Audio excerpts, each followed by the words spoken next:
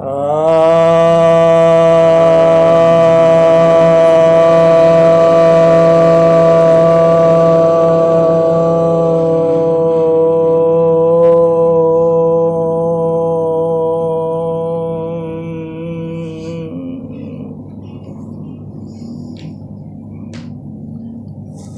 भक्तजनों को सब प्रेम नमन। अभी जो हमने ओंकार का जाप किया, थोड़ा पहले उसी के बारे में बोल दूँ 2 मिनट, क्योंकि जितने भी वैदिक मंत्र होते हैं उन सभी की शुरुआत ओम से ही होती है। बिना ओम के कोई भी जो मंत्र उच्चारित किया जाता है उसको असुर मंत्र कहते हैं। इसीलिए असुर मंत्र कहते हैं क्योंकि यह जो पूरा अस्तित्व है इसका जो द्योतक होता है उसी को प्रणव कहते हैं, उसी को ओंकार कहते हैं। इसलिए पहले हम लोग जब भी संबोधित करते हैं तो इस पूरे अस्तित्व को संबोधित करते हैं जो कि अनंत है, जिसकी कोई सीमा नहीं है। इसीलिए पहले हम लोग इसी को कहते हैं। परमात्मा का यही वाचक है, यानी परमात्मा को हम लोग इसी से संबोधित करते हैं। और इस मंत्र को जब भी हम लोग उच्चारण करते हैं तो कम से कम 16 सेकंड का उच्चारण होना चाहिए, तब वह माना जाता है कि मंत्र का उच्चारण हुआ। यानी 16 सेकंड से अधिक कम उच्चारण हम करते हैं तो वह मंत्र में नहीं माना जाएगा। बात समझ गए? अब ये जो मंत्र है अ उ म और उसके बाद हलंत इसमें लगता है। ये जो 3 ध्वनियाँ हैं उसके बाद जो हलंत है वह निध ध्वनि है। और यदि हम चित्रण के रूप में करें तो जैसे उ लिखा हुआ होता है, फिर जो है चांद बिंदु होता है, जो बिंदु होता है, तो वह जो बिंदु है वह निराकारता को बतलाने के लिए ये ध्वनि वहाँ पर जाकर लीन हो जाती है। तो जब भी हम मंत्र का उच्चारण करते हैं तो इसको रटना नहीं पड़ता है, रटना के उद्देश्य नहीं किया जाता है, बल्कि इसको यह समझने के लिए कि ये उत्पन्न कहाँ से हो रही है और कहाँ जाके लीन हो जा रही है। कोई भी चीज़ जैसे ये प्रकाश ही है, कहीं से उत्पन्न हो रहा है और कहीं जाके लीन कर जा रहा है। तो जहाँ जो लीन कर हो जाता है उस अवस्था में ही परमात्मा का वास्तविक स्वरूप जो है वह हमें पता चलता है। बाकी ये स्वरूप हैं ये भी परमात्मा के स्वरूप हैं, लेकिन ये साकार स्वरूप है, यानी जिसका आकार है, इसका मतलब लंबाई, चौड़ाई, ऊंचाई, भार, ताप, ये सब होते हैं। तो उसमें ही जाने का हम लोग का उद्देश्य होता है। जितनी भी आराधनाएं हैं, चाहे दीपावली के नाम पर हो, चाहे होली के नाम पर हो, चाहे एकादशी के नाम पर हो, चाहे हनुमान जी के व्रत के नाम पर हो, चाहे जन्माष्टमी के नाम पर हो, महाशिवरात्रि के नाम पर हो, चाहे छठी मैया के नाम पर हो, सूर्योपासना के नाम पर हो, या XYZ किसी प्रकार का कोई भी जो त्यौहार है और जो भी साधना है वो इसीलिए है कि हम इस पूरे अस्तित्व को एक साथ महसूस कर लें। सारा उद्देश्य यही होता है, यही परम मोक्ष कहलाता है। अब हम लोग थोड़ा सा इस पर आते हैं। अब ये जो मंत्र है ओम का, ये कम से कम 1 माला जपना जाता है, यानी 108 बार। संख्या का बहुत मतलब नहीं होता है, लेकिन मतलब इसका होता है कि हम जो भी ये जो दोहरा रहे हैं इसके हम सारे रहस्य को जान जाएं। जैसे ध्वनि का कंपन कैसे होता है, उसका प्रभाव क्या होता है शरीर में, क्योंकि हम लोग ध्वनि के ही बदले हुए रूप है, ऊर्जा के ही बदले हुए रूप है हम लोग। तो उसके सारे प्रभाव को जब हम जानेंगे तो हमारा नियंत्रण होगा अपने शरीर पर, अपने मन पर, अपनी वाणी पर, अपनी इंद्रियों पर, हर चीज़ पर। तो और यहीं से शुरुआत होगी यात्रा की, आध्यात्मिक यात्रा की, जहाँ हम लोग फिर पहुँच जाते हैं उस अवस्था में, परम परमेश्वर तक की अवस्था में।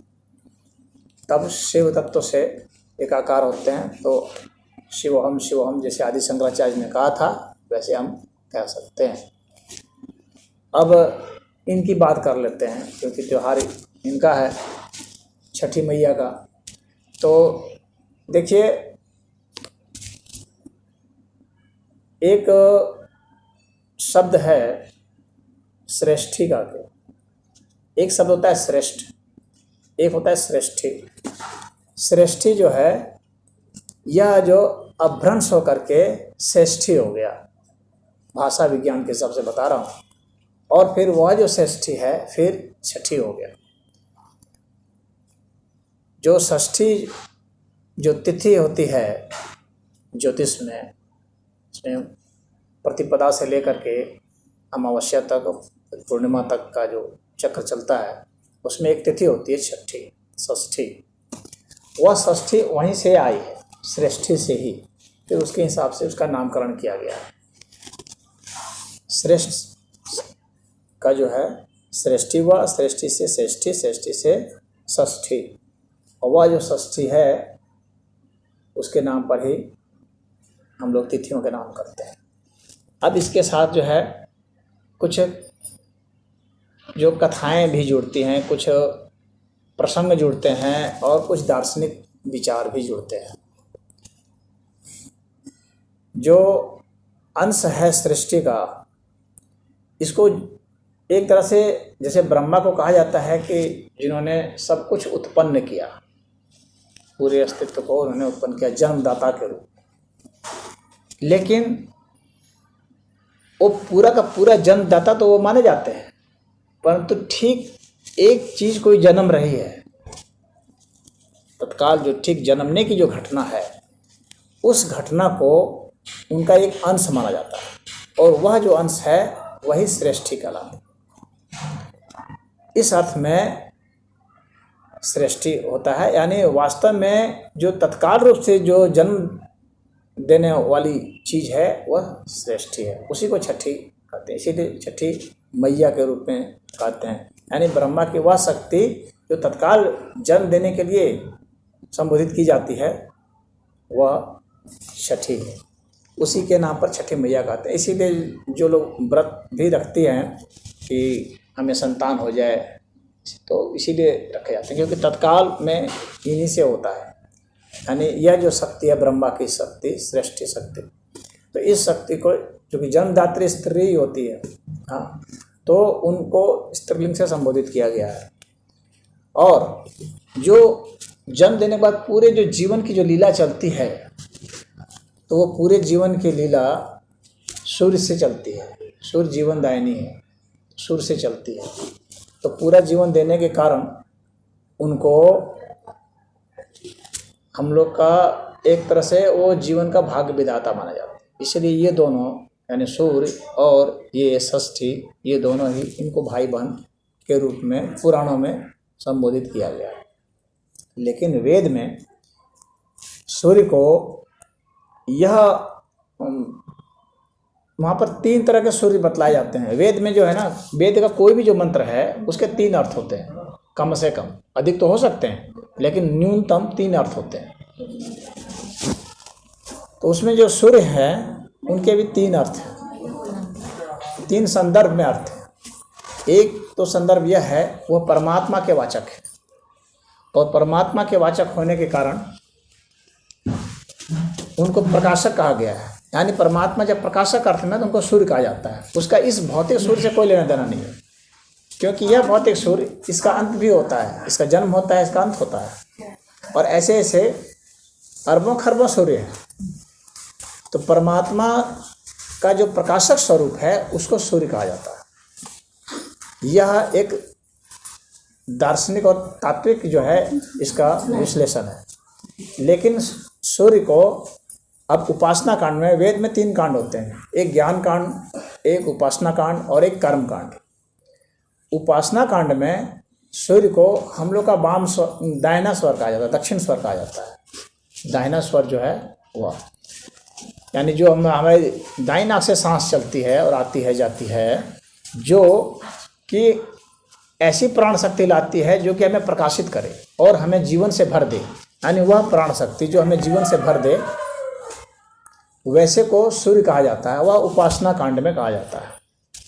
तो उपासना कांड के अर्थ में इसका यह मीनिंग है। और कर्म कांड के अर्थ में फिर हम लोग जो भी ज्योत जला देते हैं वह, या ये भौतिक सूर्य है वह, इन सबको भी सूर्य कहते हैं। इसीलिए सामान्य रूप से, चूँकि कर्म कांड का ऐसा स्वरूप है कि सभी आदमी समझ सकें, सभी लोग भाग ले सकें। देखिए, जो उपासना कांड है उसके लिए साधक होना जरूरी होता है, और जो ज्ञान कांड है उसके लिए योगी, तपस्वी और ज्ञानी होना जरूरी होता है। लेकिन जो जनमानस है, जिसमें कि पढ़े अनपढ़, तपस्वी हो या गैर तपस्वी हो, ज्ञानी हो या मूर्ख हो, कर्मकांड इस हिसाब से डिजाइन किया गया है कि जिसको सभी लोग समझ सकें और सभी लोग भाग ले सकें, सब लोग की उसमें भूमिका हो। इसीलिए कर्मकांड में ऐसे ही प्रतीकों को चुना जाता है जो कि उसी का प्रतिनिधित्व करते हैं। तो यह जो सूर्य है, भौतिक रूप से जो सूर्य हैं, जो प्रकाशित भी करते हैं, कर्मकांडी अर्थ में यह है कि कोई भी व्यक्ति, अनपढ़ हो, गंवार हो, बच्चा हो, बूढ़ा हो, जवान हो, उन सबके लिए वो सूर्य विद्यमान है और वो आसानी से वो समझ सकता है। लेकिन जब उपासना कांड की बात आएगी, साधना की बात आएगी, तो फिर वो सबके लिए नहीं रह जाता है, फिर जो साधक है उसी के लिए रह जाता है। और जब ज्ञान कांड आएगा तो फिर सबके लिए नहीं हो जाता है। वो जो प्राप्त हो गया उस अवस्था को, ज्ञान की अवस्था को, मोक्ष की अवस्था को, फिर उसके लिए वो रह जाता है। वो अगर बात बताएगा भी तो सामान्य लोग जल्दी नहीं समझते हैं। हाँ, बहुत जो इंटेलेक्चुअल टाइप के लोग हैं वे समझ सकते हैं कुछ संदर्भ में। तो ये 3 अर्थ में वेद के मंत्र होते हैं। तो यहाँ जो है सूर्य, वैसे वेद में जो सावित्री का मंत्र है, इसको गायत्री का मंत्र भी कहते हैं, वह सूर्य का मंत्र कहा जाता है। तो सूर्योपासना का यह त्यौहार है। इसमें आप लोग 2 देखते होंगे कि सूर्य को भी अर्घ्य दिया जाता है और छठी मैया को भी दिया जाता है। कितने लोग इसमें कंफ्यूज हो जाते हैं कि भाई ये सूर्य का है, छठी मैया का है। हाँ, क्योंकि ये दोनों साथ साथ चलते हैं। तो वो भाई बहन का संयोग उसको माना गया है, सूर्य का बहन के रूप में, सूर्य की बहन के रूप में उनको छठी मैया को माना गया है, या ब्रह्मा के उस अंश के रूप में माना गया है जो कि तत्काल जन्म के लिए उत्तरदायी है। और अब ये जो इसकी परंपरा चली आ रही है आराधना की, सूर्य की आराधना से ही लोग प्रतापी होते आए हैं, क्योंकि सूर्य जीवनदायिनी चीज़ है और इसकी आराधना का इतना अच्छा होता है। मैंने इस पर कई प्रयोग किए हैं स्वयं व्यक्तिगत रूप से। और बहुत समय तक मैं बिना भोजन के रहा, सिर्फ सूर्य को देख करके, और करीब 1.5 घंटे के आसपास आपको एकदम उगते हुए सूरज को और डूबते हुए सूरज को, इन दोनों सूर्य को यदि आप देखें, शुरुआत धीरे धीरे अगर करें, मतलब एक मिनट से, तो ऐसी स्थिति आ जाती है। हालांकि शरीर में बहुत ज़्यादा गर्मी उत्पन्न हो जाती है, लेकिन भूख धीरे धीरे खत्म होने लगती है और एक ऐसा समय आता है कि भोजन की कोई आवश्यकता नहीं रहती है। स्वाद के लिए आप कोई भोजन को ले सकते हैं, लेकिन शक्ति के लिए भोजन की कोई ज़रूरत नहीं रहती है। यानी बिना भोजन के आप रह सकते हैं। तो ऐसे बहुत समय तक मैं रहा हूँ, बिना भोजन के रहा हूँ, खाली पानी पी करके, और सूर्य को देख करके आप ऐसा कर सकते हैं। ये सूर्योपासना का बहुत बड़ा फल है। कोई भी प्रयोग कर सकता है, ये बहुत आसान प्रयोग होता है। थोड़ा सा तो लगेगा, एक तो डेली चीज़ है, नंगे पैर होकर के ही आपको करना है, और उसको करके फिर अगर आ गए तो करीब आधा घंटा करीब रुक जाइए, उसके बाद फिर जो है ठंडे पानी से आँख को धो लीजिए। ये उसका विधान रहता है। यह तो मैंने त्राटक की बात बताई, सूर्य उपासना संबंधित ये त्राटक की बात है। और सूर्य का जो अर्घ देने की बात है, कुछ लोग, बहुत सारे लोग आपत्ति उठाते हैं, जैसे नहीं मानते हैं, जो नास्तिक विचार के लोग होते हैं, तो जैसे लोग अर्घ देते हैं, कहते हैं अरे ये सब, ये क्या वहाँ पहुँचता है क्या? मतलब प्रश्न उठाते हैं इस तरह से कि हम लोग जो ऐसे अर्घ डालते हैं, क्या वहाँ पर वो पहुँचता है क्या? तो जो सूर्य को हम लोग जो अर्घ डालते हैं, उसके मैंने बताया ना कि सूर्य को 3 अर्थ में लिया जाता है। तो चूंकि उन लोगों को तीनों अर्थ नहीं पता होता है, वे लोग सिर्फ इस भौतिक सूर्य को समझते हैं, तो वे सोचते हैं कि ये वहाँ पहुँचता नहीं होगा। ये क्लियरली, मतलब अगर वैज्ञानिक दृष्टिकोण से देखा जाए तो नहीं पहुँचता है इस अर्थ में।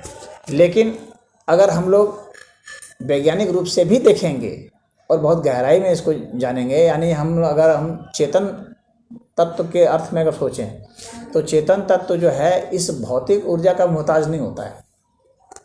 यानी हमारे जो विचार हैं वे विचार निर्जीव तत्व में भी पहुंचते हैं। जाहिर सी बात है, तभी तो विचार मोबाइल से या टीवी से एक्सप्रेस होता है। अगर नहीं पहुंचते तो कैसे आता? तो हमारे विचार जो भौतिक तत्व हैं वहाँ तक भी जाते हैं। इसलिए यह कहना उचित नहीं है वैज्ञानिक दृष्टिकोण से भी कि हमारे विचार वहाँ नहीं जाते हैं। तो हमने किसी को कुछ अर्पित किया तो अर्पित की हुई चीज़ का पहुँचना कोई ज़रूरी नहीं है कि चीज़ वहाँ पहुँच जाए। हमारी जो भावना अगर पहुँच जाती है तो वह बहुत बड़ी बात होती है। अब रही वस्तु की बात कि हम वस्तु को पानी के रूप में हम जैसे डाल रहे हैं तो वो पानी वहाँ नहीं पहुँच रहा है, लेकिन जब हम पानी डाल रहे हैं तो उससे उसके अन्य दूसरे फायदे होते हैं ना। जैसे सूर्य की तरंगें वहाँ से छन करके हमारे शरीर को लगती है, शरीर जो है हमारा नंगा बदन रहता है उस समय, तो उसके भी अपने फ़ायदे होते हैं। जो सूर्य की जो किरणें आती हैं, बहुत सारी किरणें ऐसी हैं जो हम लोग के लिए लाभदायक भी हैं और बहुत हैं जो नुकसानदायक भी हैं। तो जो नुकसानदायक हैं वे उससे छन करके आ जाएंगी, पानी से पार करके आ जाएंगी, तो हमारे लिए फ़ायदेमंद होगा। और सूर्य की किरणों में तो आप लोग सभी लोग जो साइंस पढ़े जानते हैं कि विटामिन डी बनाने की क्षमता होती है, लेकिन उससे भी बढ़कर के बात होती है, विटामिन डी से भी बढ़कर के बात होती है कि हम लोग की इम्यूनिटी को बहुत बढ़ाता है। इस चीज़ को समझ लीजिए। कोरोना काल में कोरोना से पीड़ित वे ही लोग हुए हैं जो कि सूर्य को ऐसे नहीं देखा करते थे, सूर्य के सामने नहीं रहते थे। सूर्य के सामने अगर आप रहेंगे, एक्सपोज्ड रहेंगे, कम से कम 30 मिनट तक अगर कोई सूर्य की रोशनी पाता है तो उस व्यक्ति की इम्यूनिटी इतनी बढ़ जाती है कि अमूमन उसको कोई जल्दी रोग नहीं होगा। तो ये सूर्योपासना हम लोग के समय में आयुर्वेद वगैरह में भी इसको एक चिकित्सा पद्धति माना गया है कि हम सूर्य को ऐसे ऐसे जल देंगे, सूर्य के सामने रहेंगे तो हमारा शरीर बहुत मजबूत हो जाएगा, हड्डियाँ मजबूत होती हैं। सूर्य के सामने अगर अब पड़ेंगे हम तो हमारी हड्डियाँ मजबूत होंगी, हमारी इम्यूनिटी बढ़ जाती है और हमारे भीतर में एक और जो है मेलानिन पिगमेंट बनता है। अमूमन लोग जो हैं जो रंग से ज़्यादा मतलब ऑब्सेस्ड हैं तो वे सोचते हैं कि सूर्य में जाएंगे तो हमारा रंग काला हो जाएगा, हाँ तो हम सूर्य में नहीं जाएंगे, हम इधर रहेंगे। तो बल्कि और स्किन में कुछ और क्रीम वगैरह लगा लेते हैं कि स्किन को थोड़ा भी ना लगे। इससे क्या होता है कि वे और कमज़ोर से कमज़ोर होते चले जाते हैं।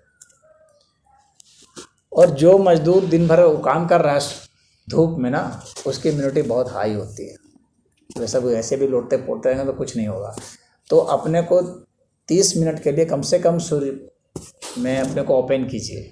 ऐसा करेंगे तो आपकी क्षमता बहुत ही बढ़ जाएगी इम्यूनिटी की, और ये एकदम बिल्कुल साइंटिफिक फैक्ट है।